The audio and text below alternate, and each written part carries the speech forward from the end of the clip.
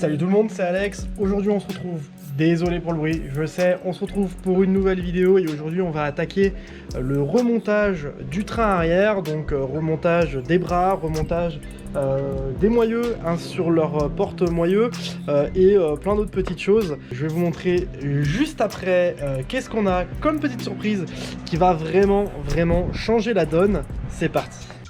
Alors vous le voyez et vous l'avez vu dans la précédente vidéo, les montants les supports de différentiel sont enlevés et vous le voyez ici, on est censé avoir des cils en bloc. Ils y sont plus, tout simplement je vais mettre des cils en bloc renforcés à l'avant et à l'arrière du différentiel pendant que c'est démonté, donc les voilà.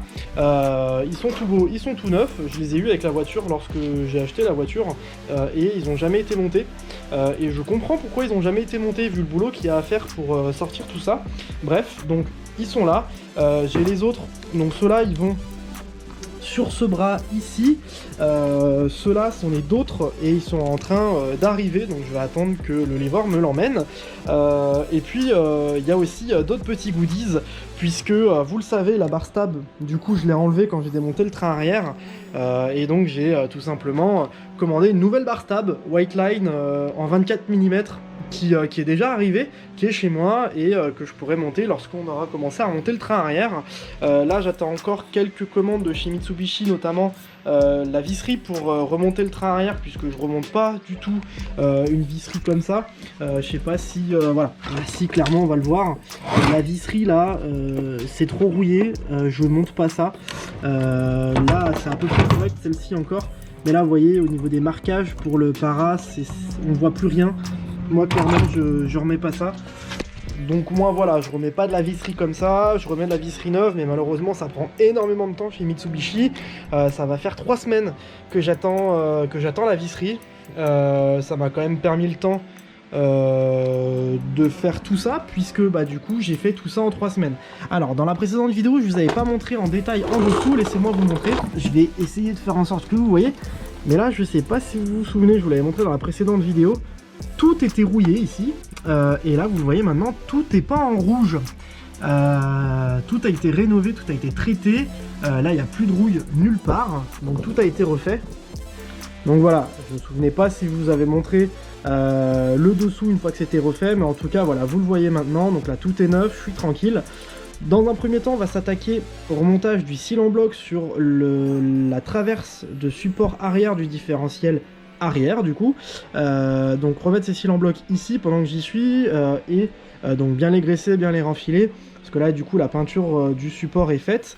Ensuite je vais m'occuper de la peinture de ce support là, voilà, et une fois que ce support là sera peint, on pourra mettre les cils en bloc qui seront arrivés d'ici là je pense. Ensuite on a les supports de cils en bloc de barre stab et de barre stab hein, tout simplement, qui ont besoin d'un petit coup de frais aussi, parce que vous le voyez ils sont très sales et surtout ils sont très rouillés. Donc on va nettoyer ça et le poncer comme on a pu faire pour ici, hein, vous voyez j'ai déjà commencé et donc du coup il va falloir continuer tout ça.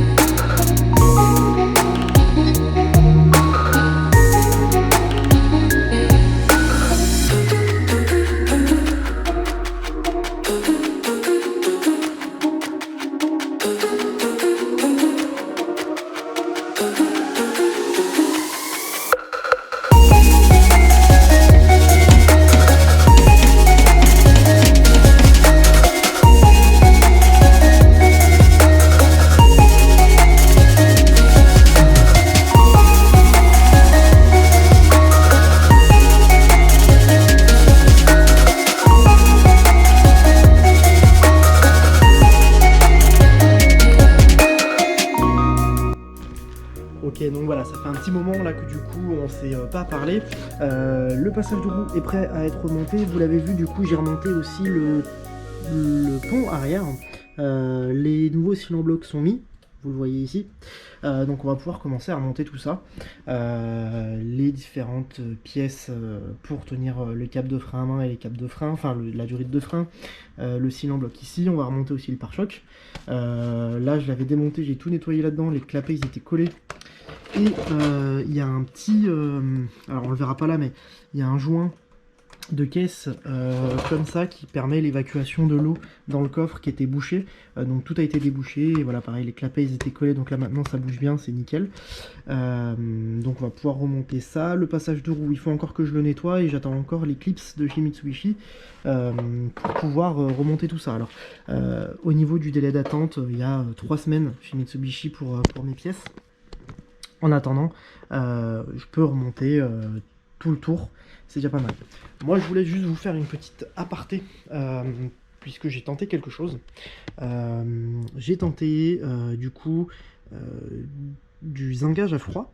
Donc en fait, c'est, vous voyez, toutes ces petites pièces là que j'ai fait galvaniser pour pouvoir les refaire à neuf et du coup avoir un rendu mieux que tout rouillé. Voilà, donc ça rend plutôt pas trop mal, je suis assez content. Voilà, j'ai fait aussi les pièces de devant. Donc ça par exemple c'est les capes de frein à main, pour tenir le cap de frein à main à l'arrière. Ça rend plutôt bien, et plutôt que d'avoir un truc tout rouillé et qui va rerouiller, normalement là ça devrait plus rouiller avec ça. Voilà, donc du coup on va pouvoir continuer. J'espère que vous êtes bien installés, c'est parti.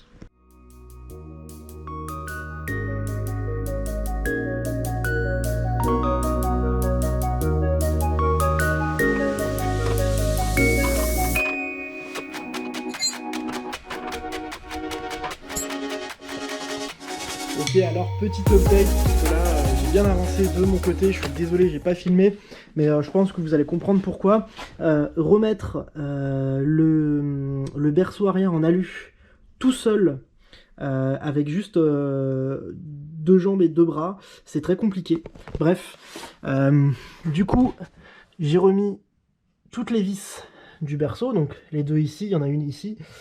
On a mis aussi du coup la vis du cylindre bloc arrière. Donc là tout est remonté. Il faut juste que j'y serre au couple. Pourquoi voilà, j'ai pas filmé, parce que c'était compliqué de poser la caméra et tout ça, parce qu'il fallait que je bouge autour de la voiture. Et en fait, quand j'ai posé la caméra, j'ai mis un coup de pied dedans. Et la GoPro est tombée, et en fait ça m'a même abîmé la GoPro, pour vous dire. Donc là du coup on va serrer ça au couple, et on aura remonté le différentiel plus le berceau arrière, et à partir de là on pourra commencer à remonter les bras de suspension, etc. Et on pourra un petit peu avancer sur le train arrière. Donc je suis vraiment content d'avoir enfin réussi à monter tout ça.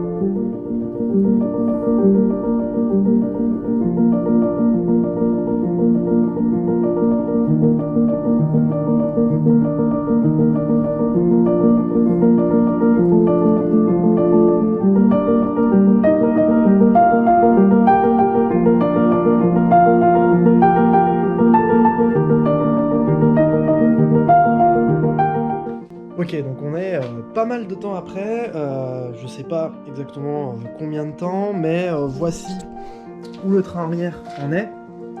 Vous le voyez, le moyeu est dessus. J'ai donc remonté le système de frein à main, parce que c'est le truc le plus compliqué à faire sur le moyeu arrière de l'Evo. Le reste, ça se monte assez facilement, mais le moyeu arrière, avec le système de frein à main, là, c'est le pire truc au monde. Donc j'ai changé les mâchoires de frein à main, et pour remonter en fait les fixations du frein à main, c'est une galère. Le mieux, c'est de le faire avec les bras. Sauf que je voulais pas remonter les bras tout de suite, parce que j'avais pas reçu en fait les vis, sauf que bah, ça met tellement de temps à arriver que bah, je me dis, je vais remonter le principal comme ça, et je changerai les vis au fur et à mesure, parce que sinon j'avance pas. Donc là, ça c'est au moins remonté. Vous le voyez, j'ai remonté aussi du coup le cap de frein à main avec le capteur ABS. Mais il me reste du coup tout le tour à faire. Donc on va remonter dans un premier temps le triangle ici, vous savez qui fait une sorte de Y juste là, et on regardera éventuellement pour mettre ici le bras d'amortisseur. Du coup, ouais, on va faire ça. J'ai pas encore reçu les vis de chez Mitsubishi, il y a un délai monstre, on est à plus de 3-4 semaines d'attente pour les vis, donc du coup, bah... ce sera pas beau, ce sera pas neuf, mais ce sera changé assez rapidement quand j'aurai reçu les vis. C'est parti, et honnêtement, voilà, j'ai pas filmé leur montage ici parce que ça m'a pris une après-midi à remonter le système de frein à main. Donc vraiment, je le conseille à personne, sauf si vraiment vous avez vraiment envie d'aller aussi loin que moi. Voilà, mais sachez que vous mettrez du temps à remettre tout ça. Enfin bref, du coup, on va commencer par les bras, et même si ce ne sera pas entièrement attaché, au moins on aura une base, et le moyeu tiendra tout seul sur la voiture. Allez, c'est parti.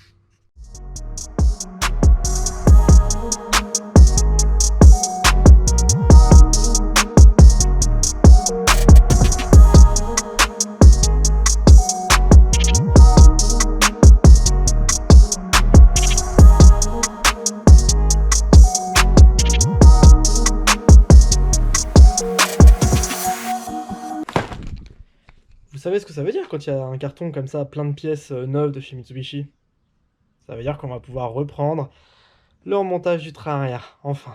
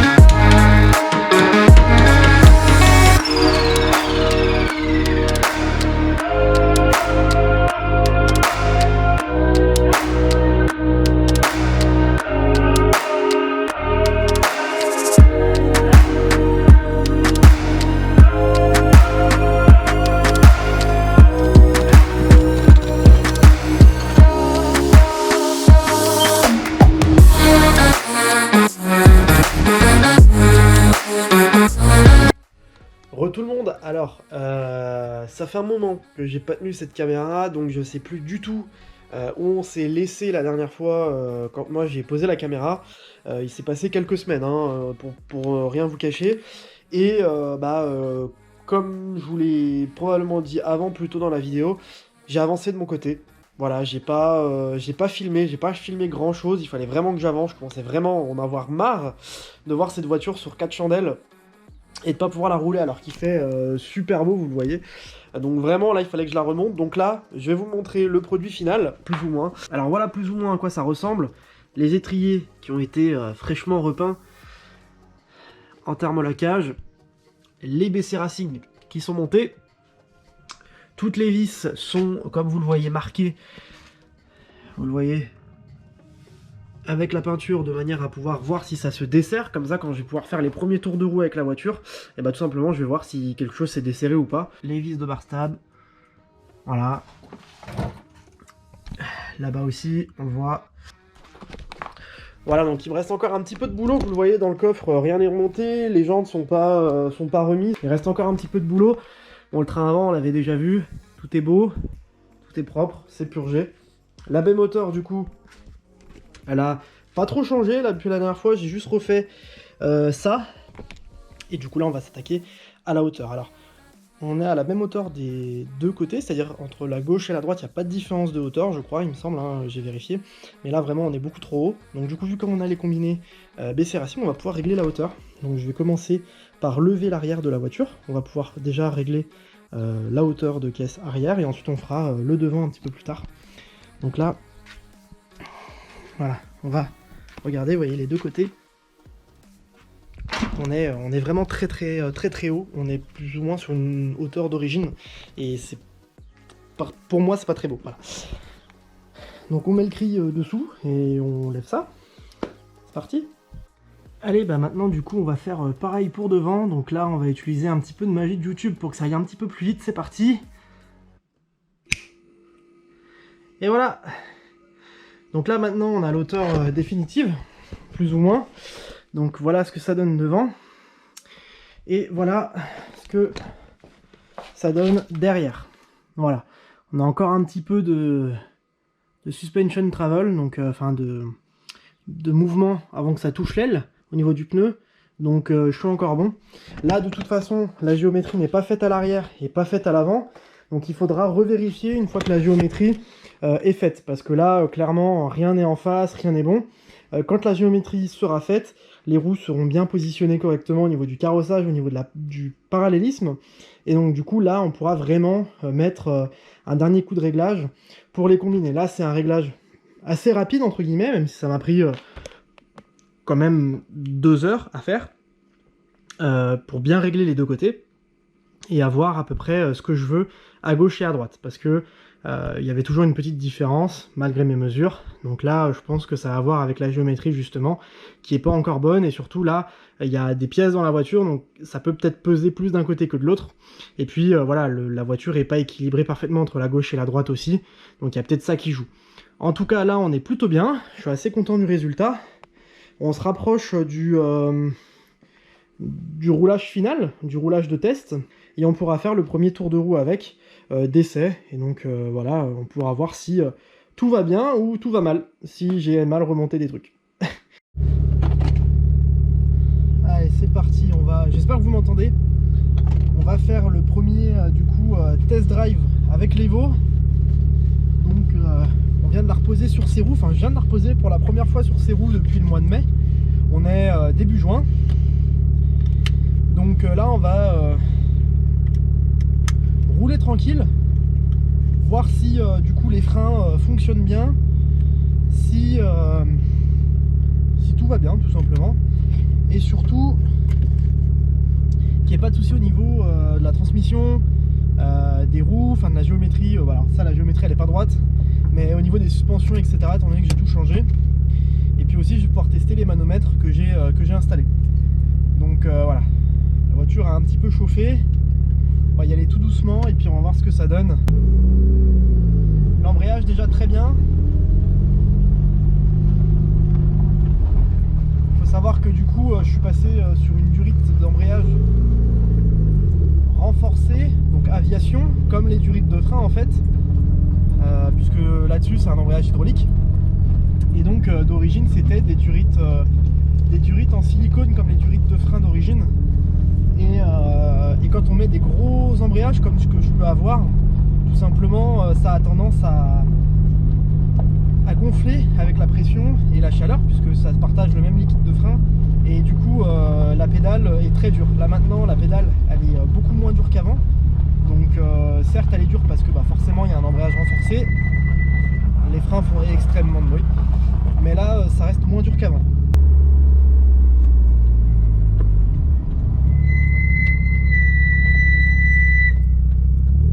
Allez.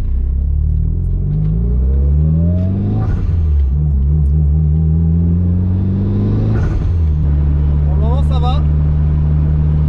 Pas de bruit suspect. La voiture roule droite. Malgré le fait que la géométrie soit pas droite. Voilà, c'est-à-dire que si je mets le volant comme il faut. La voiture roule droit. Alors forcément si je lâche le volant, elle se décale. Mais ça c'est parce que les roues à l'avant sont trop ouvertes. De toute façon la géométrie je vais la faire dans 2 jours. Donc c'est pour ça que là je teste le véhicule, pour être sûr que tout va bien et que je puisse faire la route pour aller jusqu'à la géométrie. Donc j'espère que je pourrai filmer là-bas sur place pour vous montrer un petit peu la géométrie, tout ça. Voilà, on verra si je peux. Se faire une petite accélération, ça fait longtemps.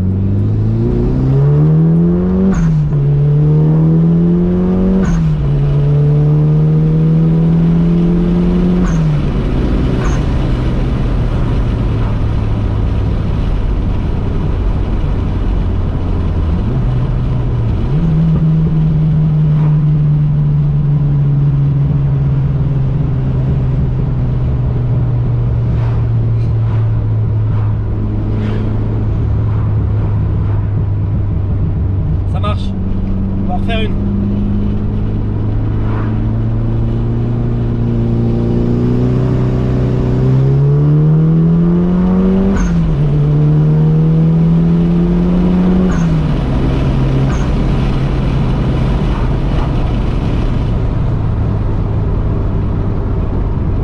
Waouh. J'ai jamais ressenti autant de plaisir à conduire une voiture que cette voiture. C'est un truc de malade. Premier test concluant. C'est tout ce que je lui demandais.